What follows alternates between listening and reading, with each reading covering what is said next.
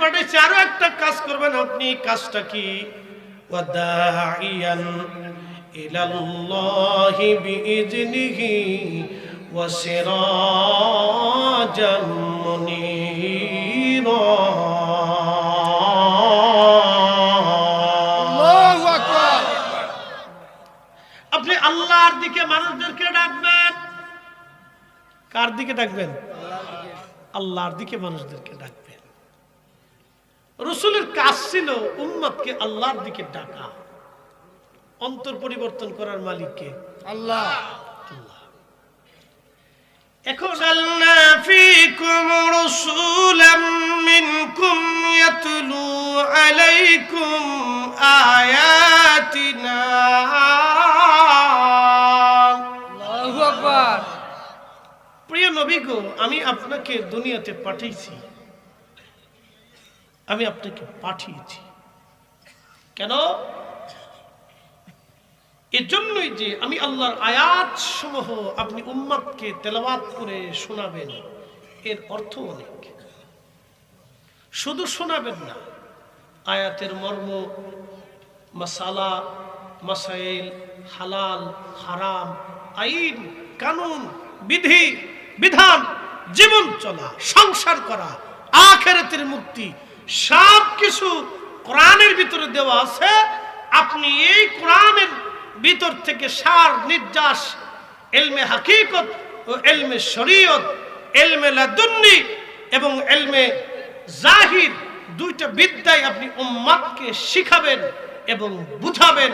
ওয়ুযাক্কিকুম, তারা অপবিত্র, কুফরিতে, হারামে, শরাবে, খারাবিতে, জেনাতে, নাপাকে, পাথরের সামনে, মূর্তির সামনে, গাছের সামনে, আগুনের সামনে, সূর্যের সামনে, চাঁদের সামনে, সমুদ্রের সামনে, পাহাড়ের সামনে তারা মাথা নত করে থাকে।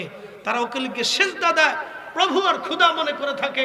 বন্ধু, এই অপবিত্রতার কুফরি থেকে বের করে আপনি তাদেরকে পবিত্র বানাই দিবেন।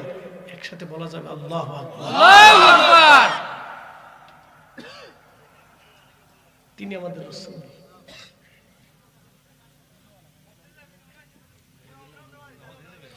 ويعلمكم الكتاب والحكمة ويعلمكم ما لم تكونوا تعلمون.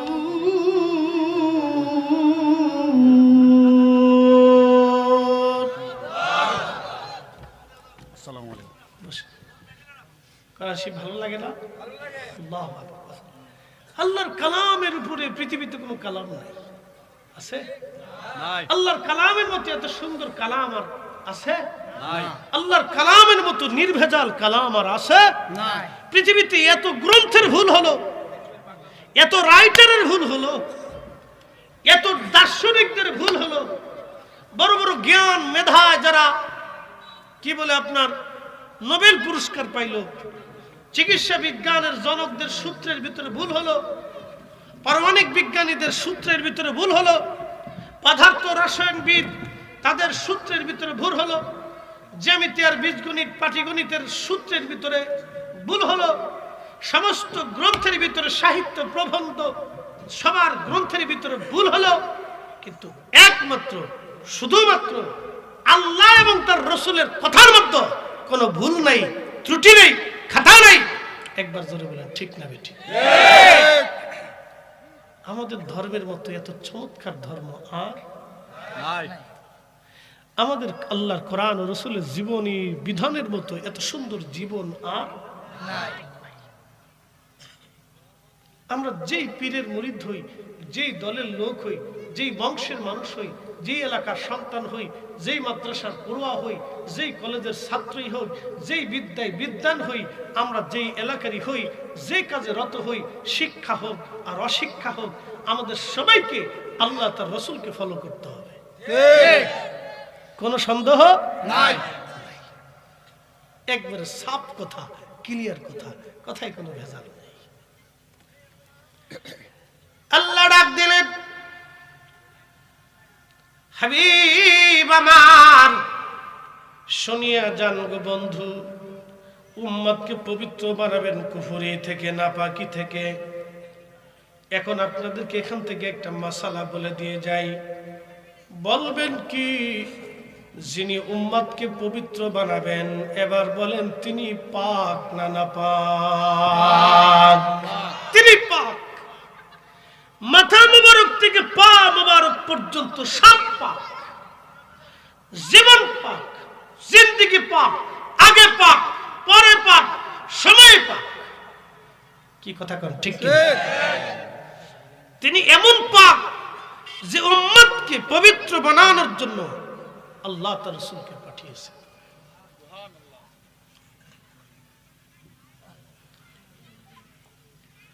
প্রিয় উপস্থিতি,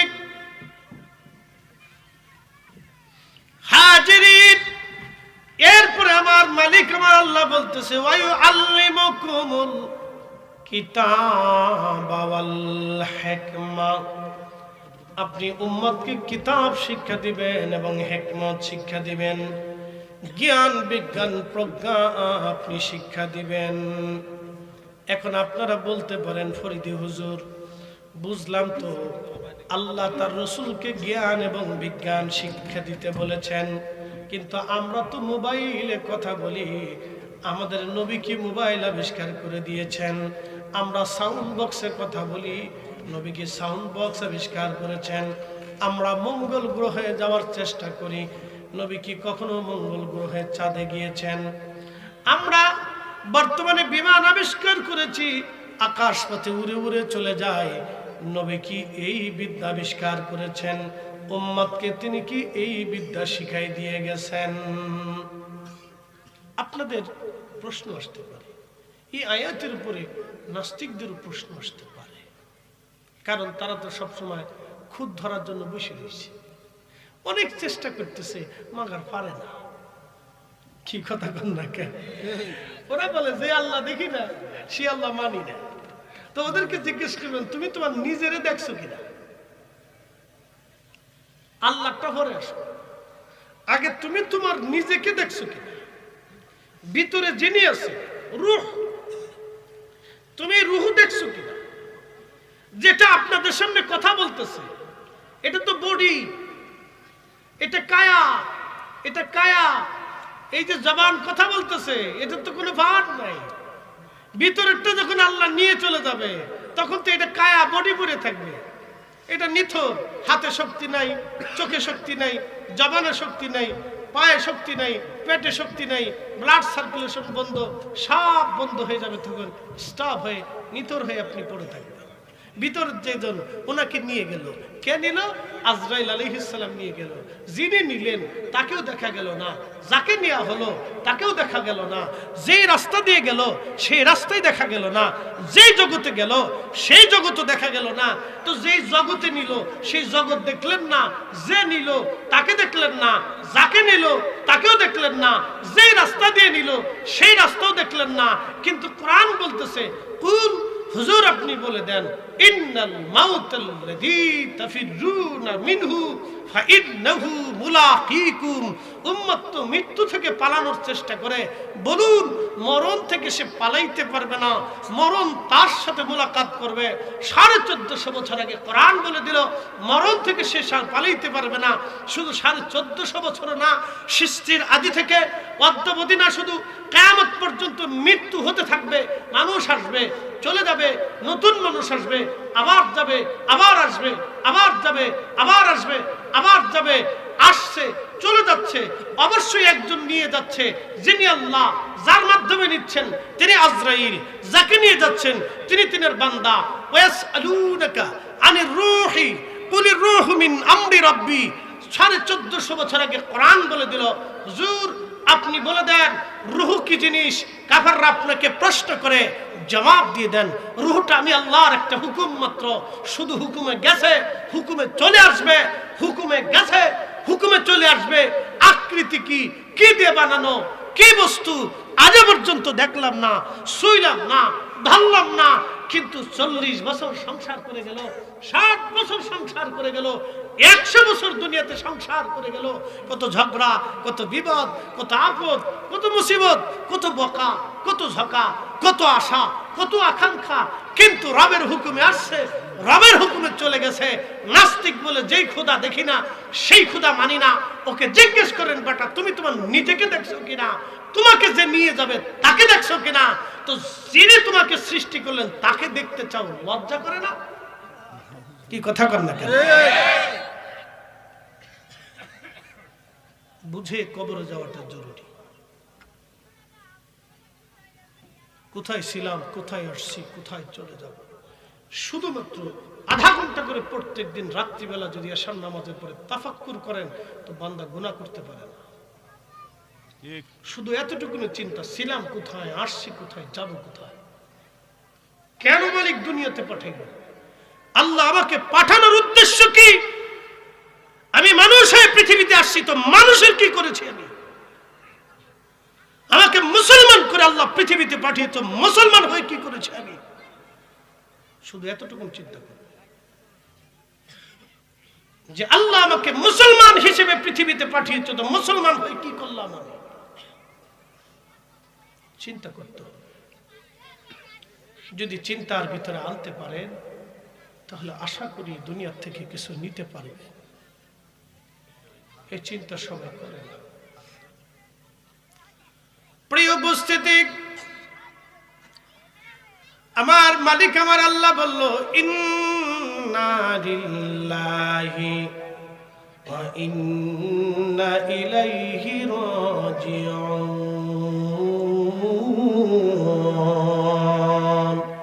সুবহানাল্লাহ। নিশ্চয় আমি আল্লাহ, নিশ্চয় আমরা আল্লাহর জন্য, ওয়া ইন্না ইলাইহি রাজিউন, আমরা আল্লাহর কাছে আবার ফিরে চলে যাব। জোরে বলেন কার কাছে? আল্লাহর। আবার জোরে বলেন কার কাছে? ছিলাম আল্লাহর কাছে, আবার আল্লাহর কাছে আমরা ফিরে চলে যাব। মাঝখানে একটা মধ্যবর্তী সময়, সামান্য দুনিয়ার জন্য আমরা কত কিছুই না পারাপারি কারাকারি মারামারি করলাম। সামান্য পৃথিবীর সংক্ষিপ্ত সময়ের জন্য আমরা কত না কিছুই দুনিয়াতে করলাম। আহা, কিচ্ছু না। এই যে রমজান আসতেছে সামনে, কত মানুষ এই রমজান আসার আগে কবরে চলে যাবে, কত মানুষ রমজান আসার আগে দুনিয়াতে আসবে, কতজন মাহে রমজানের পরে ঈদ করার জন্য বাড়ি ফেরার পথে মারা যাবে, কতজন আবার ঈদের দিনেই দুনিয়াতে ভূমিষ্ঠ হবে। সৃষ্টির মহাপরিক্রমা একজনের ইশারায় চলে। একসাথে বলেন সেই মালিকের নাম কি?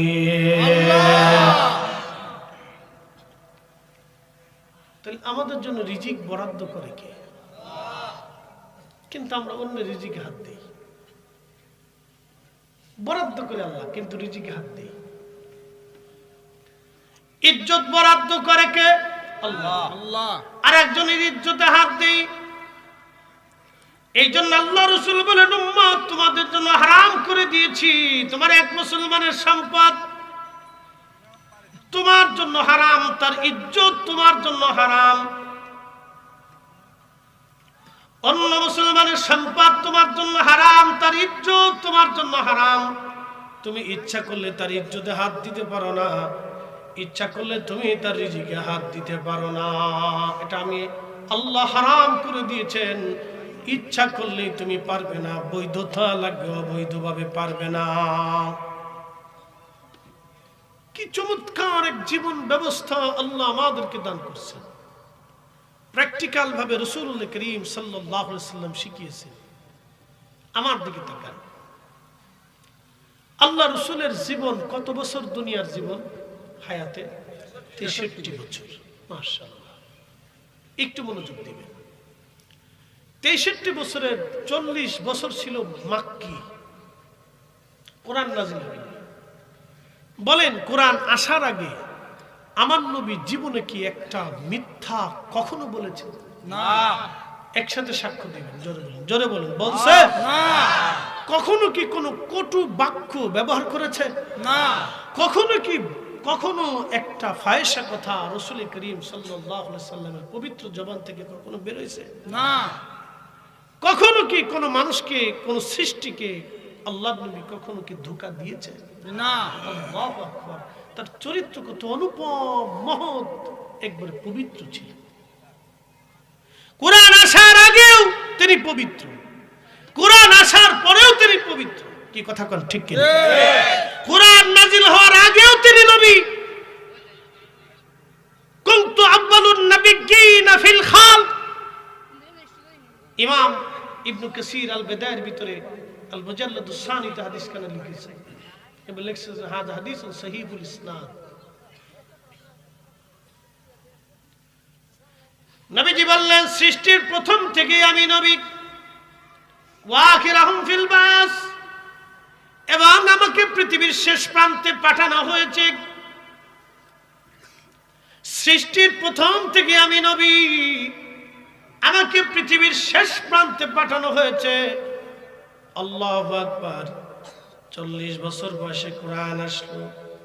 তারও আগে নবীর অনুপম চরিত্র, তার আগেও কখনো নবীজি সামান্য চুল পরিমাণ খাতা করেন নাই। কোরআন নাজিল হওয়ার পরে সর্বপ্রথম জীবনে রাসূলের ছিল মাক্কি জীবন। এই জীবনটা বড় কষ্টের জীবন।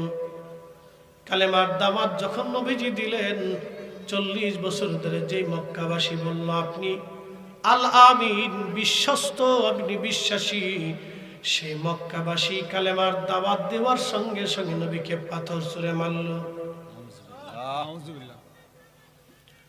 40 বছর ধরে যারা বলল আপনি আল আমিন, আপনি বিশ্বাসী, 40 বছর পরে সেই মানুষগুলি নবীকে পাথর মারল। কি বুঝলেন? 40 বছর পরে সেই মানুষগুলি তাকে পাথর ছুঁড়ে মারল, গালিগালাজ করতে লাগলো, খাবার বন্ধ করে দিল, রাস্তা বন্ধ করে দিল, পথের মধ্যে কাঁটা দিল, কাঁটা বিছিয়ে দিল, আহা, পানি পর্যন্ত বন্ধ করে দিল।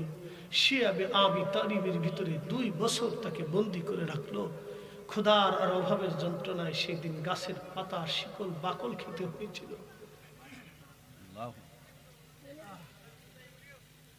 কল্পনা করতে পারবে যে মানুষগুলি 40 বছর পর্যন্ত তাকে আল আমিন বলেছিল, সেই মানুষগুলি তার খাবারের রাস্তা বন্ধ করে দিল, পানির রাস্তা বন্ধ করে দিল, পথ চলা রাস্তা পর্যন্ত বন্ধ করে দিল। শুধুমাত্র কি কালেমার দাওয়াত দিয়েছিলেন, হকের দাওয়াত দিয়েছিলেন, জিনা করতে নিবৃত্ত করেছিলেন, অন্যায় করতে নিষেধ করেছিলেন, খারাপ কাজ থেকে ফিরাইতে এসেছিলেন, নিকৃষ্ট কাজ থেকে মানুষকে উঠাইয়া উৎকৃষ্ট জীবন দেওয়ার জন্য রাসূল করিম দাওয়াত দিয়েছিলেন।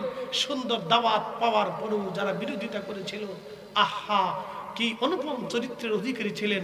একটা কটু বাক্য জীবনে তিনি কোনোদিন করেন নাই। বড় আফসোস, আমরা আলেম সমাজ একজন আরেকজনকে গালিগালাজ করি। কি কথা কন না কেন?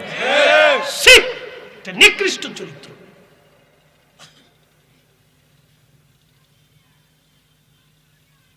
কোন আলেমের ভুল হইলে তাকে মহব্বতের সাথে শুধরি দিতে হবে, উত্তম বাক্য দিয়ে তাকে বুঝাইতে হবে। আমরা অকথ্য ভাষায় গালিগালাজ করি, বাজে কথা বলতেছি। প্রিয় উপস্থিতি, খুবই মনোযোগ দিয়ে শুনিয়া যান। 40 বছরের জীবন না, 63 বছরের জীবনে কত কাফের নবীকে কষ্ট দিল, ব্যথা দিল, তারপরও নবীজি কখনো কটু বাক্য বলেন নাই। আবু জাহেল এত কষ্ট দিয়েছে নবীজিকে, তারপরও আল্লাহর নবী তার অগোচরে, তার কোনো দুর্নাম কখনো, তার পিছনে কখনো সমালোচনা করেন নাই, তার চরিত্র নিয়ে কখনো তিনি বাজে কথা বলেন নাই। কি অনুপম চরিত্রের অধিকারী ছিলেন, একটু কল্পনা করতে পারবেন। তার ব্যক্তিগত বিষয়ে কখনো রাসূল করিম সমালোচনা করেন নাই। প্রিয় নবীর উম্মত, খালিজামাবাসী, শ্রীমঙ্গলবাসী, এই জন্য আল্লাহ কোরআনে বললেন, ওয়া ইউআল্লিমুকুমুল কিতাবা ওয়াল হিকমাতা ويعلمكم ما لم تكونوا تعلمون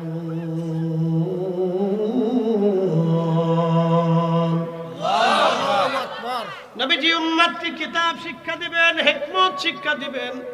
আসছিলাম বিজ্ঞানের কথা নিয়ে। নাস্তিকরা প্রশ্ন করতে পারে তোমাদের নবী কি মোবাইল আবিষ্কার করলো, তোমাদের নবী কি রকেট আবিষ্কার করেছে, বিমান আবিষ্কার করেছে?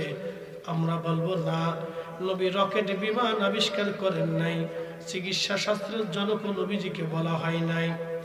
কিন্তু নবীজি বিজ্ঞানীরও বিজ্ঞানী। বলে এটা কেমন? আমি আপনাদেরকে বলে দিচ্ছি, একটু বলেন তো বিজ্ঞান আজও পর্যন্ত কি, বিজ্ঞান আজও পর্যন্ত কি কবরের হালত বলে দিতে পারছে?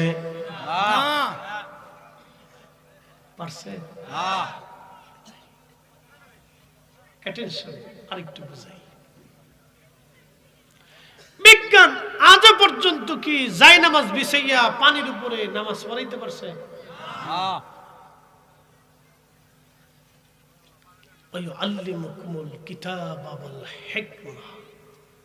আমার নবী উম্মতকে শিখিয়েছেন কিভাবে জায়নামাজ বিছিয়ে নদীর উপরে নামাজ পড়তে হয়, কিভাবে জায়নামাজ বিছিয়ে নদী পার হতে হয়, কি করে মদিনায় দাঁড়িয়ে খলিফাতুল মুসলিমিন ওমর রাদিয়াল্লাহু আনহু নাহওয়ানদের যুদ্ধের ময়দানের জিহাদের দৃশ্য দেখা যায়।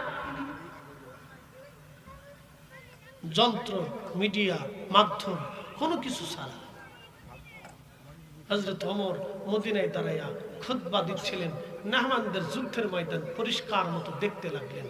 একসাথে জোরে বলা যাবে আল্লাহু আকবার।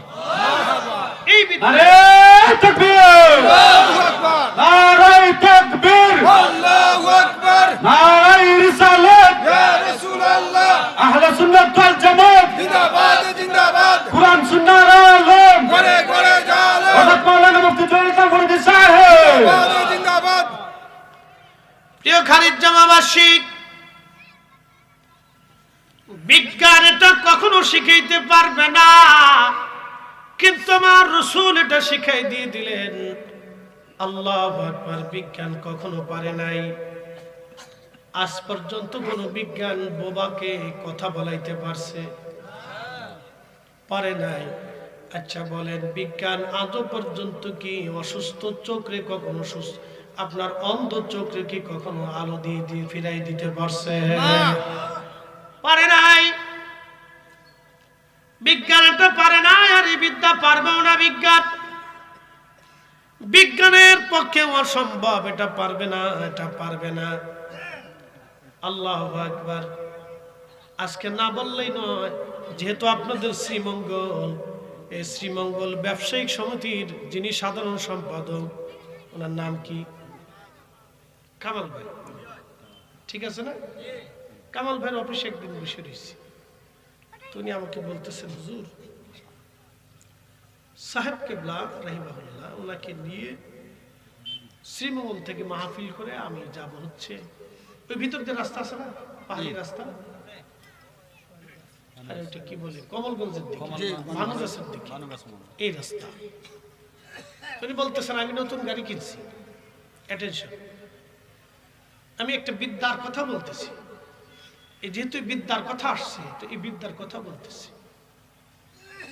তো উনি বলতেছেন যে আমি হুজুরকে বললাম যে হুজুর সাহেব আপনি আমার গাড়িতে বসেন, নতুন গাড়ি আমি কিনছি, তা আপনাকে নিয়ে আমি পরবর্তী মাহফিলে অ্যাটেন্ড করব। কামাল ভাই বলতেছেন আমি সাহেবকে সামনে বসাইলাম, গাড়ি চালাইতেছি, যখন ওই পাহাড়ের ভিতরে মাঝখানে গেলাম, হঠাৎ করে দেখি মস্ত বড় বড় দুইটা বাঘ সামনে। কামাল ভাই এখনো জিন্দা আছেন, কয়েকদিন আমাকে আগে বললেন ভাইজান আমার জীবনের একটা বাস্তব ঘটনা হলো এটা। তিনি বলতেছেন আমি দেখলাম মস্ত বড় একটা বাঘ, দুইটা বাঘ সামনে। আমি ঘামে শক্ত হয়ে গেলাম, ঘামে ভিজে গেলাম, আমার শরীর হিম হয়ে আসতে লাগলো। আমি গাড়ি দাঁড়া করাইলাম, সাহেব বললেন দাঁড়াও, আস্তে করে দরজা খুলিয়া সাহেব নেমে গেলেন। আমি সাহেবকে বললাম সাহেব অনেক বড় বাঘ, আপনি নামবেন না? সাপ বলল দাঁড়াও, ভয় নাই। বলতেছে আমি সাপকে দেখলাম হেঁটে হেঁটে বাঘের কাছে গেলেন, বাঘের শরীরে হাত দিয়ে মুছতে লাগলেন। একবার জোরে বলা যাবে কি আল্লাহু আকবার? উনি আছে জিন্দা, আপনি যা জিজ্ঞেস করে দেখেন, উনি জিন্দা আছে, যা জিজ্ঞেস করবেন। তো সাপ বাঘের গায়ে হাত দিতে বুলাইতে লাগলেন। ফুলতলি রাহিমাহুল্লাহ তিনি বাঘের পিঠে হাত দিয়ে বুলাইতে লাগলেন। আমি আশ্চর্য হয়ে গেলাম, গাড়ির লাইট জ্বলতেছে, বাঘের সাথে সাথে হুজুর চলে গেলেন। 40 মিনিটের মতো, উনি বললেন প্রায় 40 মিনিটের মতো পরে সাহেব কেবলা আসলেন। আমার শরীর ঠান্ডা হয়ে গেল, আমি ভয় পাইতে লাগলাম, আহারে মানুষের মাছ থেকে সাবরে আমি নিয়ে আসছি, সবাই জানে কামাল সাবরে নিয়ে গেছে, এখন সাপ যদি বাঘের আক্রমণে মারা যায় তাহলে মানুষ আমারে মেরে ফেলবে। মানুষ কি বলবে যে আমি সাপকে মেরে ফেলছি? উনি চিন্তায় পেরেশানিতে সমস্ত শরীর ঘামে ভিজে গেছে। কিছুক্ষণ পরে ওই দুই বাঘ সহ হুজুর কেবলা আবার আসলেন। একসাথে বলবেন আল্লাহু আকবার।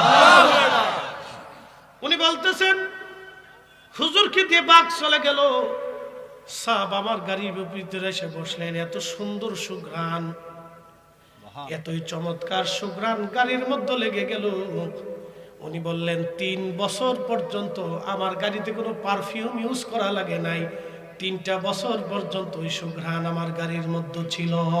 সুবহানাল্লাহ, আরে তাকবীর, আরে রিসালাত, ইয়া রাসূলুল্লাহ, সিলসিলায়ে ফুলতলি জিন্দাবাদ জিন্দাবাদ, বাঁচাও ঈমান বাঁচাও দেশ, আরে তাকবীর। উনি জিন্দা আছেন, যে জিজ্ঞেস করতে পারে।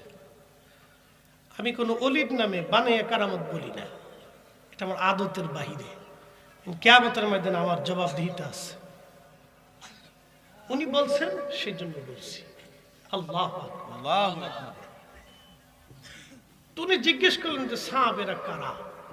তো সাপ বললেন এরা বহুদিন ধরে আমার দাওয়াত দিতেছে কিন্তু সুযোগ পাই না, আজকে আমারে পাইয়ে তারা দাওয়াত করে লয়ে গেছে। সুবহানাল্লাহ। শুনেন, আপনি যদি আল্লাহর হয়ে যান, আল্লাহ আপনাকে ভালোবাসবে। বান্দা যখন আল্লাহকে মহব্বত করে, আল্লাহ বান্দাকে ভালোবাসে। শুধু আল্লাহ ভালোবাসে না, তামাম মাখলুককে ভালোবাসতে আল্লাহ হুকুম প্রদান করে। তখন সৃষ্টি তাকে মহব্বত করে। শোনেন, আমার আপনার অন্তরে আমার প্রতি মহব্বত আমি ইচ্ছা করলে বানাইতে পারবো না। কথা কন না কেন? পারবো যদি আল্লাহ দয়া করে না দেয়। এটা বিশ্বাস রাখতো। আমার প্রতি মহব্বত আপনার অন্তরে আমি দিতে পারবো না যদি আল্লাহ দয়া করে না দেয়। এটা অসম্ভব, অসম্ভব। আল্লামা সাহেব কেবলা ফুলতলি রাহিমাহুল্লাহ জীবনের একটা ছোট্ট ঘটনা আপনাদের সঙ্গে শোনাইলাম। উনি এখনো জিন্দা আছে। কামাল ভাই অত্যন্ত ভদ্র মানুষ, খুব অলিপ্রিয় মানুষ। ওনার কাছে যে জিজ্ঞেস করে দেখবেন যে ফরিদি সাহেব কথাটা বলছিল সত্য কিনা। প্রিয় উপস্থিতি, হাজিরিন, এই কথাটা কেন বললাম? আজও পর্যন্ত বিজ্ঞান এই বিদ্যা আবিষ্কার করতে পারে নাই যে পশু পাখির সঙ্গে এই পশু পাখির ভাষা বিজ্ঞান আজও পর্যন্ত আবিষ্কার করতে পারে নাই। কি কথা কন না কেন? পারছে? পারে নাই। এই বিদ্যাটা আল্লাহ রাসূলের কদম মোবারক থেকে আসে। ওয়া ইউআল্লিমুকুম মা লাম তাকুনু তাআলামুন। উম্মত যেটা জানে না আপনি সেটা জানাবেন। সুবহানাল্লাহ। একসাথে বলবেন আল্লাহু আকবার, আল্লাহু আকবার। এখন উম্মত জানতে হলে কি করতে হবে? আল্লাহর কোরআনের পরিপূর্ণ আইনে তাকে আসতে হবে। কি কথা কন না কেন? রাসূল কারীমের পরিপূর্ণ সুন্নাতে আসতেই হবে, নতুবা সে এই বিদ্যা হাসিল করতে পারবে না। পারবে না? জোরে বলেন, পারবে না? পারবে না, কখনোই না, অসম্ভব। কারোর মধ্যে যদি শরীয়ত না থাকে, সে যদি আকাশ দিয়ে উড়ে, তাকে বিশ্বাস করা যাবে না। অবশ্যই মনে রাখতে হবে কথা। প্রিয় উপস্থিতি, হাজিরিন, কথাগুলি শুনে যাবে না, জরুরি কথা। শুধু এখানে শেষ না। হযরত ইয়ামানি মুজাদ্দিদি রাহমাতুল্লাহ আলাইহি যায় নামাজ দিয়ে নদী পার হইলেন। আজ পর্যন্ত বাংলাদেশের কোন বিজ্ঞানী এই বিদ্যা আবিষ্কার করতে পারে নাই। কি কথা কন না কেন বন্ধু আমার? একটা ঘটনা না বললেই নয়। পৃথিবী বিখ্যাত বাদশা ছিলেন হযরত হারুনুর রশিদ রাহমাতুল্লাহ আলাইহি, উনি আব্বাসীয় খলিফা। মুসলিম মিল্লাতের অত্যন্ত একজন প্রভাবশালী এবং খুব ভদ্র এবং আশিক রাসূল একজন বাদশা ছিলেন তিনি। হযরত খলিফা হারুনুর রশিদ রাহমাতুল্লাহ আলাইহির জামানাতে আল্লাহু আকবার, খ্রিস্টান রোম সাম্রাজ্য থেকে একটা চিঠি আসলো।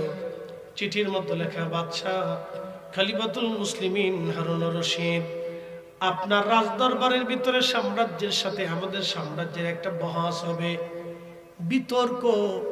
বিতর্ক কি? আপনারা বলেন ঈসা আলাইহিস সালাম আল্লাহর নবী, আর আমরা বলি ঈসা আলাইহিস সালাম আল্লাহর বেটা।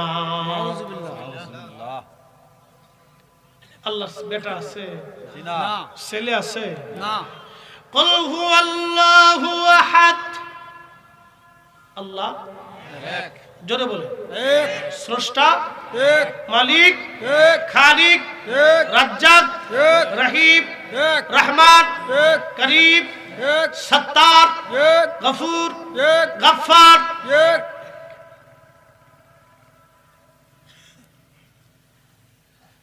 আল্লাহ কাল্লাহুস সামাদ, আল্লাহ কার মুখাপেক্ষী না, সব সৃষ্টিগুলি আল্লাহর মুখাপেক্ষী। লাম ইয়ালিদ ওয়া লাম ইউলাদ ওয়া লাম ইয়াকুল লাহু কুফুয়ান আহাদ। আল্লাহ কাউকে জন্ম দেন নাই, কারো কাছ থেকে আমার মালিক আমার আল্লাহ জন্ম নেন নাই। আহা, খুবই মনোযোগ। খ্রিস্টানরা বলল আল্লাহর বেটা ঈসা আলাইহিস সালাম আল্লাহর ছেলে। একবার জোরে বলা যাবে কি নাউজুবিল্লাহ? আর ইহুদিরা বলল উযাইর আল্লাহর ছেলে। উযাইর আল্লাহর ছেলে। একসাথে বলবো না নাউজুবিল্লাহ? খ্রিস্টান বলল মারিয়াম আল্লাহর স্ত্রী। নাউজুবিল্লাহ। লা হাওলা ওয়ালা কুওয়াতা ইল্লা বিল্লাহিল আলিয়্যিল আযীম। কত নিকৃষ্ট কথা, মনোযোগ দিয়ে। এই জন্য আল্লাহ কোরআনের অপর আয়াতে বলেছে, ইন্নাল্লাযীনা কাফারু মিন আহলিল কিতাবি ওয়াল মুশরিকিনা ফি নারি জাহান্নাম খালিদিনা ফিহা উলাইকা হুম শাররুল বারিয়া। রব্বে কারীম আল্লাহ বলতেছেন, নিশ্চয়ই যারা কাফির, মিন আহলিল কিতাব, আহলুল কিতাব যারা, আহলুল কিতাব, আহলুল কিতাব কারা? যারা খ্রিস্টান এবং ইয়াহুদ। ওরা আল্লাহকে, ঈসা নবীকে আল্লাহর বেটা মনে করে, মরিয়মকে আল্লাহর স্ত্রী মনে করে এবং উযাইরকে আল্লাহর ছেলে মনে করে। এই ইহুদিরা হলো আহলুল কিতাব। আল মুশরিকিন, যারা শিরিক করে, শিরিক। গাছ পূজা, মাছ পূজা, পাথর পূজা, সূর্য পূজা, নদী পূজা, এই আপনার কি বলে পুতুল পূজা, এই যাবতীয় শিরিক যারা করতেছে, আল্লাহ ব্যতীত অন্য কাউকে খোদা মনে করে, আল্লাহর সমকক্ষ মনে করে। আমরা যারা সুন্নি আছি, আমরা সবসময় ওলিদেরকে উসিলা মনে করি। কি কথা বলেন ঠিক না? ওলিরা আল্লাহর বন্ধু, উন্ডা আল্লাহর বন্ধু, আল্লাহর পেয়ারা, আল্লাহর মেহবুব।